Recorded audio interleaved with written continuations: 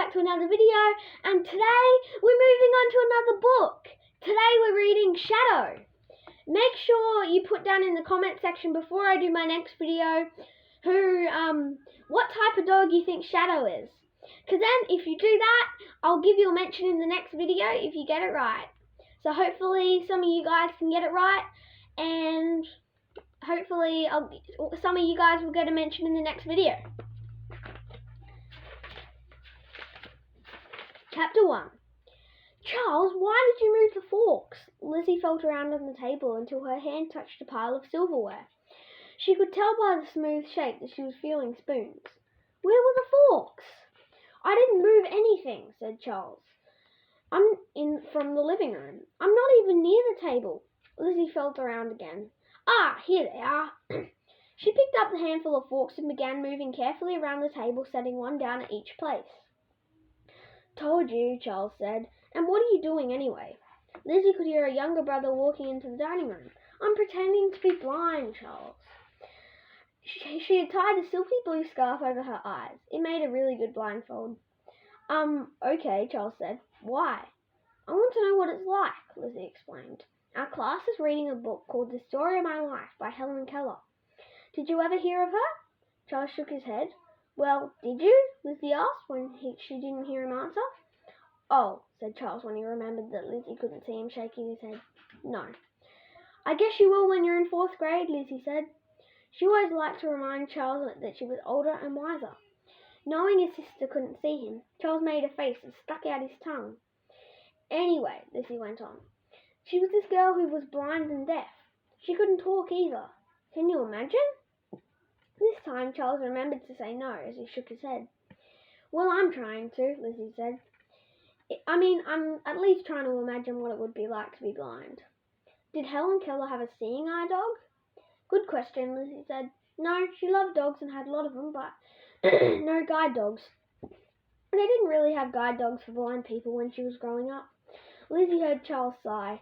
She knew he was probably rolling his eyes because she sounded like a book again. Lizzie couldn't help it.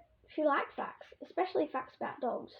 Lizzie and Charles were both crazy about dogs.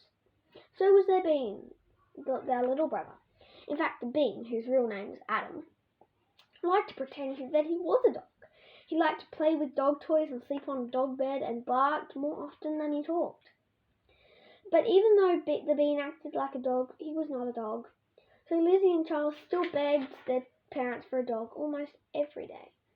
Mr. Peterson, their father, loved dogs too, but he and Mrs. Peterson, who had always been a cat person, agreed that the family was not ready for a full-time dog. As Mum always said, dogs were a big commitment. That means they were a lot of work and responsibility. Lizzie knew that, and she was ready to walk a dog every day, feed it, groom it, and train it. She had proved it too. The Petersons had been the foster family for 2 puppies lately, taking care of them for a little while until they found their forever families. Charles and Lizzie had worked really hard to take good care of the puppies. With help from their parents, they had started to train the puppies too. How's Snowball? Lizzie asked Charles, thinking of their most recent foster puppy. The little West Highland White Terrier, Westie, now lived with Mrs. Peabody, who was Charles's grandbuddy. Grandbuddy wore a school program where kids visited with older folks who lived in apartments called the Meadows. He's great, Charles reported. Mrs. Peabody taught him how to put his own toys away. He carries them over to a basket in the corner, then he comes and waits for a treat. Snowball's such a little smarty, Lizzie said. She felt for the stack of plates and began to go round the table again, putting a plate at each setting. I think he might even be smarter than Goldie. Goldie was a golden retriever puppy that the Petersons had fostered. She lived next door with Charles's best friend Sammy and his family and their older golden retriever Rufus. I don't know about that, Charles said. Goldie's pretty smart. She's already learned how to open the cabinet where Sammy's mum keeps the dog food. That's just because she's hungry, Lizzie said, laughing. Golden retrievers are big chow hounds. They love food more than anything, but Goldie's no dummy, that's for sure. You can say that again, said Mr. Peterson, coming into the room from the kitchen. Goldie's no dummy, Lizzie repeated with a straight face, that's for sure. Then she cracked up. Mr. Peterson laughed too. Why the blindfold? He asked. Lizzie explained again about Helen Keller. Said Mr. Peterson. Interesting. Well, you did a very nice job setting the table, even without being able to see. But you're going to have to squeeze in one more place. We're having company for dessert tonight. Who? Charles and Lizzie asked together. Dr. Gibson, their dad told them. Remember the veterinarian we took Snowball to? Your mum and I invited her over. She called today and said she has something to talk about. He smiled at them, and I have a feeling it might have to do with the puppy.